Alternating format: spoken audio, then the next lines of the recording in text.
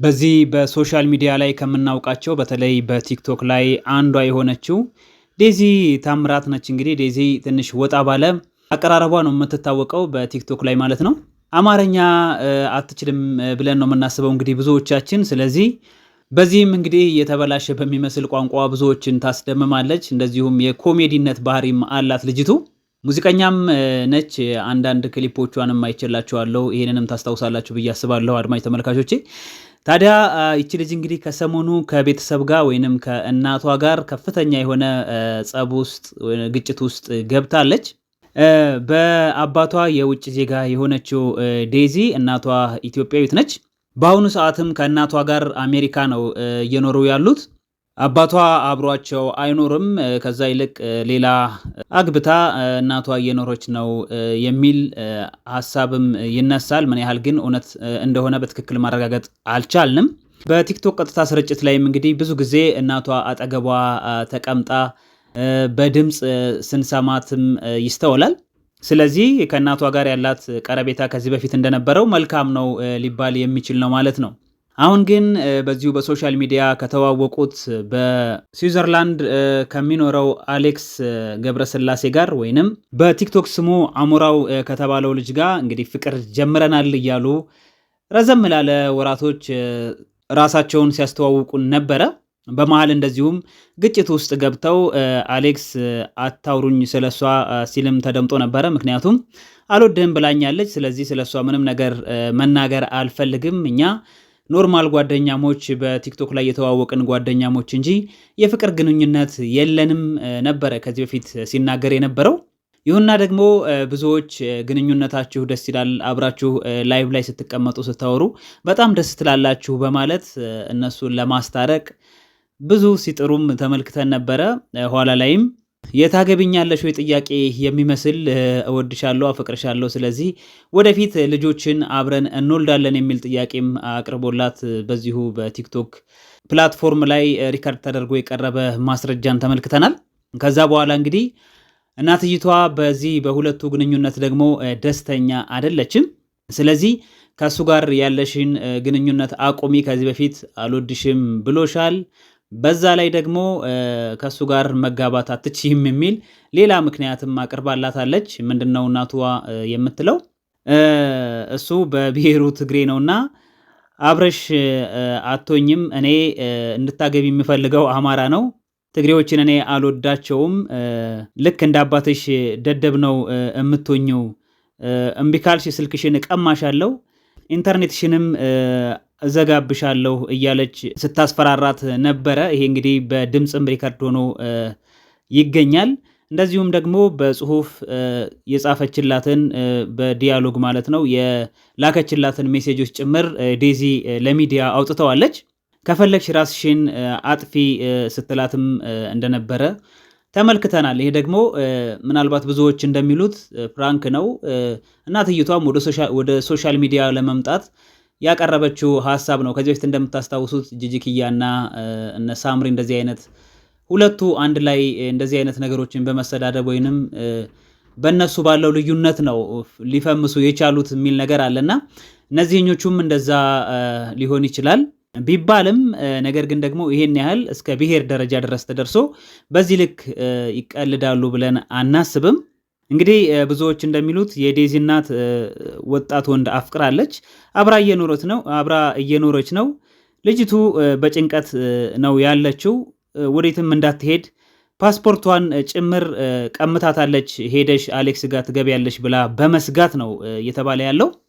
ሌሎች ደግሞ በሌላ በኩል ጭራሽ አሌክስን ራሷ እናቷ ትወደዋለች፣ እንኳን ብዙም ሊያስኬድ የሚችል አይመስለኝም። ምናልባት ዴዚ ከንዴት አንጻር የተናገረችው ነገር ካልሆነ እሷ ነች ያለችው ነው የተባለ ያለው። ምንድነው በተደጋጋሚ ፎቶውን ቪዲዮውን እየገባች ትመለከታለች። ስለዚህ እሷ ራሷ ትፈልገዋለች መሰለኝ የሚል ስጋቷን ነው የገለጸችው። ይሄ በእኛም እንግዲህ በሀገራችን ያው እንደምታውቁት ልክ ማለት ስሜትን የማይሰጥ ነገር ነው፣ እውነት ነው የሚል እምነት እኔም የለኝም። ስለዚህ በልጁ ትቀናለች፣ እሷም ትወደዋለች ነው ያለችው ዴዚ። ፓስፖርቷን መቅደዷ ግን በጣም ትንሽ ይሄኛውም የመጨካከን ስሜት ያለው ነው የሚመስለው። ምክንያቱም ብዙዎች እንደሚሉት እሷ የወለደቻት ከፈረንጅ ነው። ነገር ግን ደግሞ እንትናን አግቢ አታግቢ ማለቷ በጣም ይገርማል። እንዴት እንደዚህ ብላ ታስባለች? ለዛውም ኢትዮጵያዊት ሴት ኢትዮጵያ ውስጥ ተወልዳ ባህሉን ካልቸሩን በደንብ የምታውቅ ሀበሻዊት ሴት እናት እንዴት ብላ ይሄንን ብሔር አታግቢ ይሄኛው ነው ላንቺ ጥሩ ብላ ትናገራለች? ስለዚህ ይሄ በጣም በልጇ ላይ ያላትን ጭካኔ የሚያሳይ ነው። ካልሆነ ደግሞ ነገ ጠዋት ፕራንክ ነው ብለውን መቅረባቸው የማይቀር ነው የሚል ስጋት ነው በብዛት እያነሱ የሚገኙት። አንዳንዶች ደግሞ ከረር ሲያደርጉት ነገሩን እናትይቷ በጣም ጨካኝ ነች፣ እንደውም በቅርበት እናውቃለን፣ ልጅቷን በጣም ጨቁናት ነው ያለችው፣ ከቤት አታስወጣትም፣ 21 ዓመቷ ነው ልጅቱ፣ አድጋለች። ስለሷ ምንም አይነት ውሳኔዎችን በእሷ ህይወት ዙሪያ ገብታ ልትወስንላት አትችልም። ስለዚህ እንደውም ፖሊስ ጋር ደዊና ለፖሊስ ጠቁሚና አስይዣት እስከ ማለት ነው ብዙዎች የደረሱት። ሲጽፉላትም እኔ ራሴ አይቻለሁ። እንግዲህ ዞሮ ዞሮ እኛ ልንል የምንችለው የሶሻል ሚዲያ ሰዎች ወይም ደግሞ እነሱን በሶሻል ሚዲያ የምናውቃቸው እነሱ በደም ትስስር ያላቸው ሰዎች የእናትና የልጅ ፍቅር ያላቸውን ሰዎች ልናውቅላቸውና ከነሱ በላይ ሆነን እኛ ሀሳብ ወይንም ሶሉሽን ልንሰጣቸው አንችልም። ስለዚህ ልንል የምንችለው በተረጋጋ ስሜት አንቺ ነሽ ጥፋተኛ ከማለት ይልቅ ሰከን ብለው ነገሩን እንዲመለከቱት ማረጋጋት ነው እንጂ ሁሉም በየራሱ ጎራ ከፍሎ ልጅን የሚደግፍ አለ በኃይለኛው፣ እንደገና ደግሞ በተቃራኒው እናትን የሚደግፍ አለ። እናት ልክ ነች፣ የወለደቻት ልጇን በደንብ መቆጣጠር አለባት፣ አንድ ልጇ ነች ምናምን የሚባለው ነገር ጭራሽ ነገሩን እያከረረው በጣም መጥቷል፣ በዚህ በሚዲያ ማለት ነው። በእርግጥ እናቷ ይቅርታ ጠይቃታለች ትናንትና ይመስለኛል። ምንድነው ያለቻት? በቃ ይቅርታ አንቺ ልጅ ነሽ፣ እኔ ስለ አንቺ አስቤልሽ ነው እንጂ እንደዚህ ትከፍያለሽ ብዬ አስቤ አይደለም ነው ያለችው። በጣም ስታለቅስ ስለነበረ ዴዚ ማለት ነው።